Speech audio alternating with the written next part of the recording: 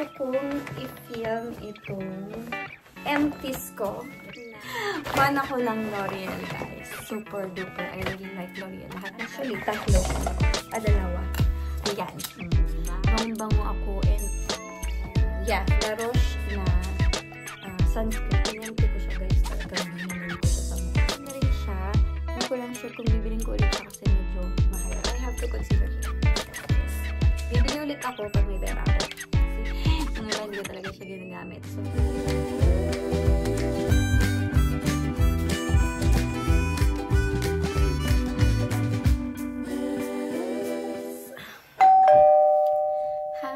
kararating lang namin ng bahay actually. Galing kami sa badminton ni Alex. And dahil actually late na ako. Ganda nung mukha yun. Galing to, hindi ko alam kung saan siya galing. bsogjeans.com. Gusto kong i-film itong empties ko na nagamit ko na nakaraang buwan. Actually last December pa ako nag-start na mag-ipon ng mga na-empty ko. Iba't ibang category to, guys. Merong skincare, merong makeup, merong pangbuhok. Marami siya. So, gusto kong ipakita sa inyo ang aking mga na-empty for the past few months. Kung bibilhin ko pa ba siya or magta-try ako ng iba. So, let's start. L'Oreal. Fan ako ng L'Oreal, guys. Super duper. I really like L'Oreal. Lahat ng product ng L'Oreal. Gusto ko buhok, makeup, skincare. Gusto ko yung L'Oreal. So, bumili kami. Matagal ko na siyang gamit. Parang isang taon na. Hindi ako nagpapalit. Puro ito. So, naisipan kong bumili. Usually, yung binibili namin is yung maliit lang. Nakita ko may malaki siya. So, yun yung pinabili ko kay Ronnie. Kaya, ngayon, naubos na siya. Actually, shampoo, walang conditioner. Itapon ko na yung conditioner. Dalawa to. Ngayon, parang, ako kasi, guys, backstory lang, no? Kapag kasi gamit ako ng something, kahit sa buhok, sa makeup, kahit pag nagstay ako ng nagstay ako ng matagal dun sa product, hindi na siya masyadong tumatalab. So, ang ginagawa ko is, nagpapalit ako. But ito, I used this for a very, very long time. And ngayon ko lang siya pinalitan. Parang last month. Ang pinalit ko sa kanya ay Dove. Yung dalawang yun lang naman talaga yung palitan ko. Yung Dove at saka ito. Ngayon, try ko muna ulit yung Dove kasi ang bango talaga nila. Both. Sa buhok. Maganda siya. Tsaka mabilis humaba yung buhok ko. So, both shampoo and conditioner. Bibiling ko ulit siya, pero mag-stick muna ako ngayon sa Dove kasi ang tagal ko na siyang ginagamit. Almost a year or more than a year. Ito, Vaseline na lotion. Usually, gamit to ni Ronnie pag minamasahe niya ako sa paa. Pero meron ako dun sa banyo pa na ganito din. Ganito ba? No, sorry, nagpalit din pala ako ng Dove. O kasi ang tagal ko din itong gamit. Isang taon din mahigit. Ngayon, parang gusto ko naman ng something new. Balik ako sa Dove. Dalawang product lang talaga yung ginagamit ko. Halinhinan lang sila. So, nakailan na akong ganito. Tapos sabi ko parang, namimiss ko si Dove. Bumili ako ng Dove. So, Dove na yung gamit ko. Pero, bibili pa rin ako nito for sure. Ito. Actually, tatlo siya. Dalawa. Ayan. Diba? Hindi halatang gustong-gusto ko. Ang dami kong tinaray na dry shampoo. Ayoko siya. Ito lang talaga yung paulit-ulit kong binibili. Actually, gusto ko rin yung blue nito kasi super fresh lang nung amoy niya. Tsaka ito. Ito ay Got to Be Dry Shampoo Instant Fresh Up. Syempre, extra fresh dry shampoo. Syempre, kapag hindi ako naliligo ng buhok, ginagamitan ko siya. Kaya, super love. Actually, meron pa tong konti. Pwede ko pa siyang gamitin. Kasi kabibili ko lang today. Pwede pa to. Kabibili ko lang ng bago today. Pareho din ang binili ko. Ito meron pa siya. L'Oreal na naman, guys. And L'Oreal na naman, guys. As you can see, gamit na gamit siya. Ito, guys, nakakatuwa kasi binili ko to kasabay nung Revlon ko na pang blower. Yung pang styling ng buhok. Ngayon, sabi kasi nung ate ko, bago ako mag-style ng buhok, lagyan ko siya ng leave-in conditioner. So, ito yung binili ko. Ginamit ko siya before summer. So, every time na gagamitin ko siya, naaalala ko summer. Kasi nag-stop ako ng winter hindi ko siya ginamit. Ngayon, ginagamit ko na ulit siya. Bangong-bango ako, guys. Bangong-bango ako. Kaya, bumili ako ng bago today. Meron pa siyang konti actually. Gagamitin pa natin yan. So, this is L'Oreal Elvital Bond Repair Leave-In Serum. Ayun siya. And, everyday din, hindi ko alam kung saan galing to. Hindi ko to binili. Hindi ko matandaan. Pero nagustuhan ko din siya. L'Oreal naman siya ng Freeze Killer Serum na L'Oreal na hair oil. Bumili din ako today. Meron pa siyang konti. So, gagamitin ko pa yan. Maganda rin siya. Matagal ko na rin siyang gamit. Pagka kasi ako nagustuhan ko yung isang product, either paulit-ulit ko siyang gagamitin or hindi ko siya papalitan. Sean, ito. Ito, ang bilis niyang maubos. Paano ba i-pronounce yun? Shoal. Pang paa siya, pang dye fit. Daily Care Foot Cream. Ang bilis niyang maubos, guys. Ito yung ginagamit din talaga sa akin ni Ronnie na pang masahe sa paa. Hindi ko alam kung nag-e-effect siya ha. Kasi ang tagal ko na rin itong gamit. Hindi ko makita yung difference. Uy. Meron akong isa. Ayun o. Kita niyo ba? Ayan o. Bago na yan. Pareho lang ng brand. Ayan, yan. Meron pa siyang konti. Hindi ko sure kung bibili pa ulit ako or normal lotion na lang. Kasi hindi ko man nakikita yung difference, guys. Parang pareho lang din. Pero yan. Si Ronnie nagamit din siya minsan sa paa niya. Ito, kay Alexandra naman ito. Kay Alexandra na Cetaphil. Sa Alexandra, ang gamit niya is either Cetaphil, halinhinan din niyang ginagamit. Although ako naman yung nag-design.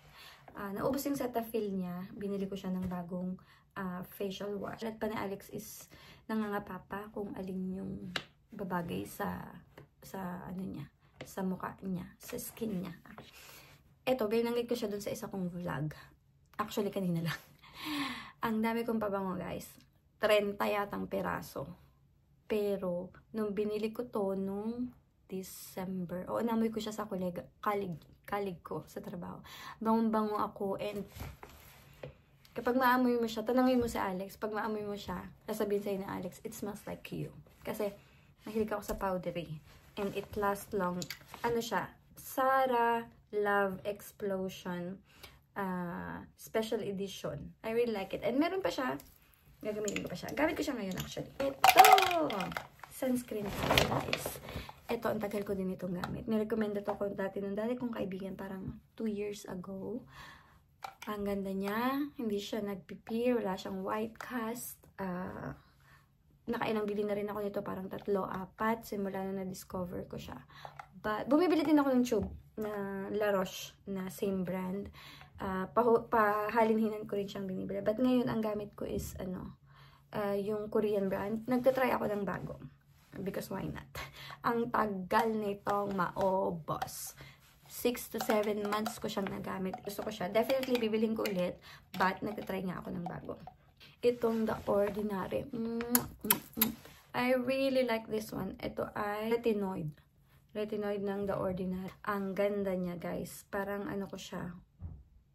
Half a year ko rin siyang ginamit. Oo na, may napanood lang ako na sabi maganda daw. And then tinry ko, tapos maganda siya.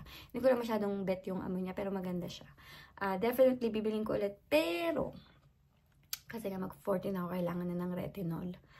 Bumili ako, matagal na rin actually, few months ago, bago to maubos, kalahati pa lang. Kasi guys, pagka kalahati na yung product ko, bumibili na talaga ako ng stock para hindi ako ma-stress kapag naubos talaga siya. Nung kalahati na to, bumili ako ng La Roche na retinol, na which isa yung ginagamit ko ngayon. Maganda rin siya. Few weeks ko pa lang siyang ginagamit. So, tingnan natin. Pero, nakikita ko na same effect lang siya nitong The Ordinary. So, tingnan natin. But, ang kaganahan dito is mas mura itong The Ordinary kaysa dun sa La Roche. Yung La Roche is nasa 400 crowns. Ito is nasa 100 plus lang. Almost 200 data. Definitely, bibiling ko ulit kapag hindi ako nagkaigi dun sa La Roche. Makeup setting spray. Ang tagal na nito. Urban Decay. Sobrang tagal na. Maganda siya. Nag-i-stay yung makeup ko. Kasi guys, hindi ko alam yung mukha ko acidic talaga siya. Walang makeup na nagtatagal. Walang walang lipstick na tatagal. Hindi ko alam, acidic talaga siguro yung buong katawan ko. Hindi ko sure kung bibilin ko pa ulit siya. Kasi ang gamit ko ngayon is yung e.l.f. na setting spray. Maganda rin siya. Ayan, maganda yun kasi nakaka-glow siya ng mukha. Ito hindi ko sure kasi medyo mahal siya. So, pero maganda siya. Hindi yeah.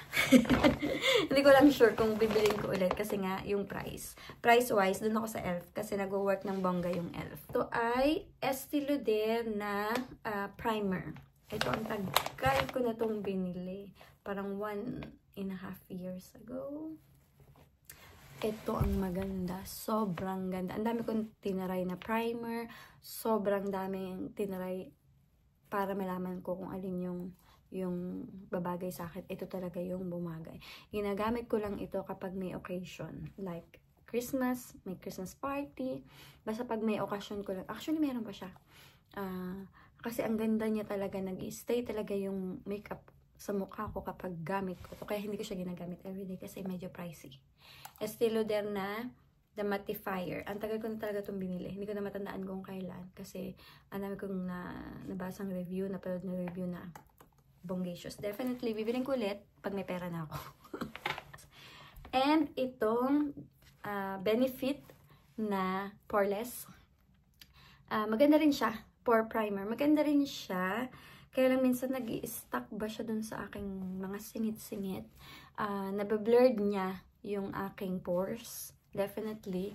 But hindi ko masabi kung nagtatagal yung makeup ko sa kanya kasi parang pagdating ng hapon. Although kasi pag nag-makeup ako from morning talaga hanggang gabi.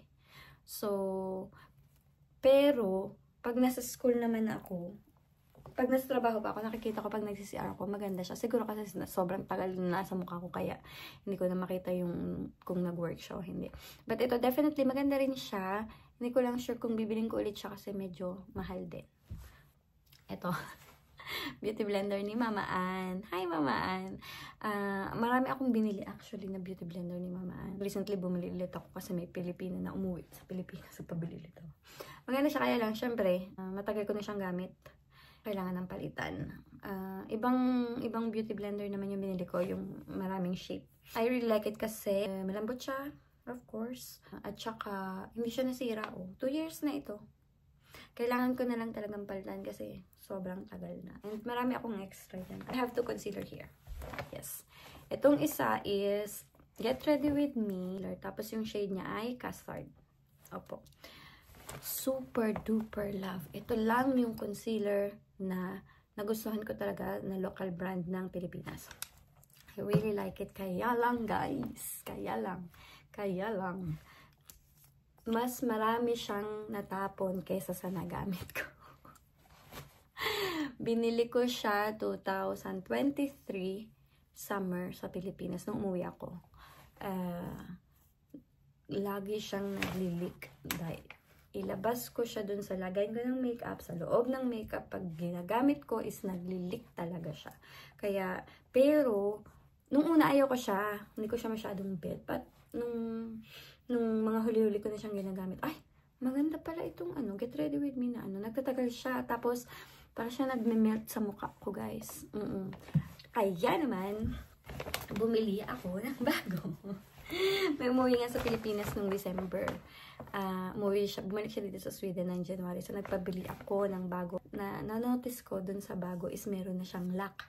Meron na siyang, para hindi mag-leak, which is very good. Very good ka dyan. Get Ready With Me. I really appreciate it kasi ang dumi-dumi kapag nag-leak ang concealer. Kasi nadadama yung mga katabi niya.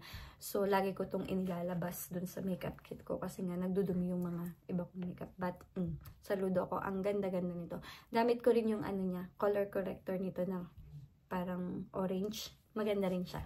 So, Get Ready With Me, yes, approve. Mayroon akong once in my life na super duper fan ako ng Shiseido. Talagang, Ito, ang ganda nito. Super thick nung kanyang product. Pwede ko siyang gamitin as siya lang. Walang foundation. As in siya lang. Ang ganda, guys. Tapos, kapag ka after few hours, nag-glow yung mukha ko. Super duper ganda. I really like it. But, mahal. Mahal siya. Definitely, bibiling ko ulit. Naubos, as in, sinaid ko siya. Wala siyang amoy. Ang ganda niya. As in, super ganda. Shiseido, mahal nga lang. Speaking of Shiseido, kasabayan ko yung binili. Sabi ko sa inyo, meron pa ako nung Shiseido na ano. Ay, nandito pala. Oo, nandito. 3 tong Shiseido na binili ko. Sabay-sabay yan kasi sabi ko nga, I really like Shiseido. Yan o, 3. Tapos na tayo dito sa concealer. Love it. Bibili ulit ako pag may pera na ako. Next is itong Shiseido na powder. Tingnan nyo naman, guys. Diba? Kitang-kita ang ebidensya. Nagamit siya. I really like it. Ginagawa siyang pang-bake, pang-finishing powder. I really like it. Same siya ng effect ng concealer. Kaya, hindi ko sure kung bibilin ko ulit siya. Kasi mahal. Pero, maganda siya. Next na Shiseido ko is itong Shiseido Synchro Skin Self-Refreshing Cushion Compact.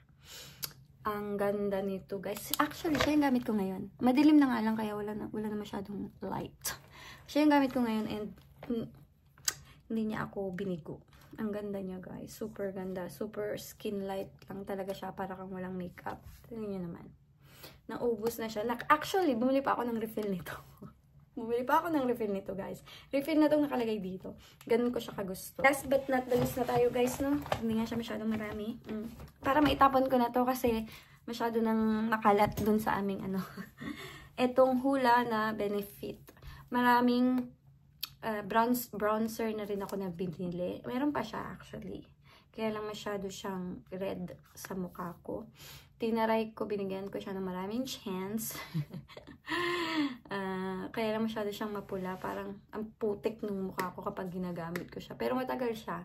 Matagal siyang matanggal.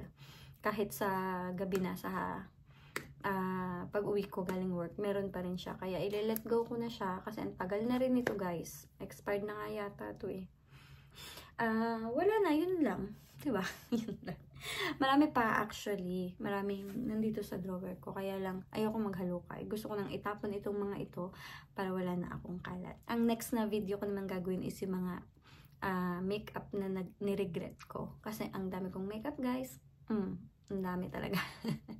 Yung iba hindi ko talaga siya ginagamit. So, gusto kong gawan siya ng review kung bakit hindi ko siya binili. Local man siya or pang international na brand. Gusto ko ipakita sa inyo kung bakit ko siya binili and bakit hindi ko siya nagustuhan. Yun lang, guys. And medyo mahaba na itong film na ito. And kakunti naman yung inano ko. Alam mo, ang dami. Yun lang, guys. And I hope may natutunan kayo dito sa video ko. Hindi siya masyadong marami, but it's something na gusto kong i-share sa inyo. And yes, thank you for watching, guys. And then see you guys next time. Bye! Hello! Happy Sunday! Dito na kami, guys, sa badminton hall ni Alex. Hi!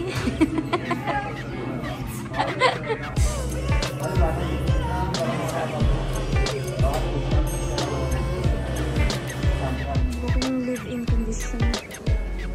Wala. No! I'm gonna put something in. Okay. No.